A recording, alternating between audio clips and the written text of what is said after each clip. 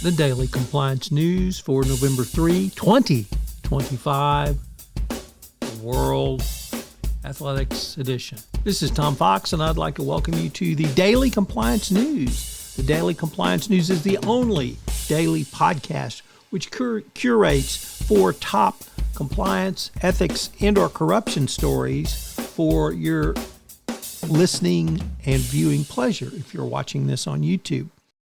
And our lead story is from the BBC and the sports section about the World Athletics. The sports international governing body said financial fraud carried out by 2 of its employees and a contracted consultant over a period of years was uncovered in the first annual audit under a new financial team, and that over 1.5 million euros has been stolen. One of the employees left before the theft was discovered, and the consultant had their contracts terminated after an internal inquiry. So, bad news. From Business Insider, a very interesting article where the author said, quote, "I asked 8 executives about the best career advice they ever received."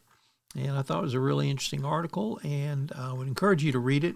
So I'm not going to give away what they are, but it's a really different way to think about some of the best advice you may have gotten and take advice from some of these 8 executives.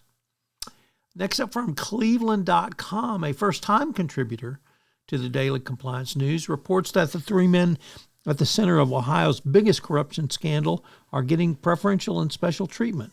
Former First Energy executives Chuck Jones and Mike Dowling, accused of orchestrating one of the most extensive public corruption frauds in Ohio history, have been granted extraordinary privacy protections in their Summit County case.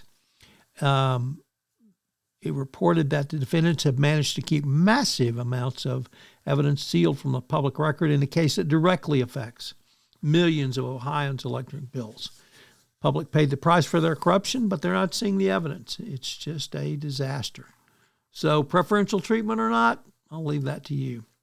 And our final story is perhaps even more troubling because it reports that in 2002, J.P. Morgan flagged Epstein transactions as suspicious years earlier than previously known.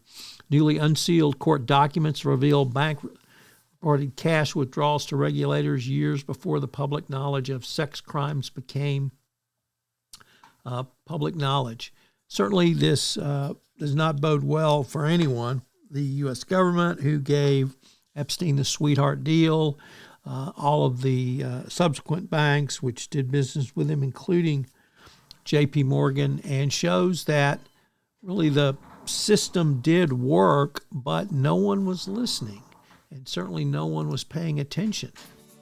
The Daily Compliance News is a production of the Compliance Podcast Network and a proud member of C-Suite Radio. Thanks so much for listening. I hope you'll join me again tomorrow.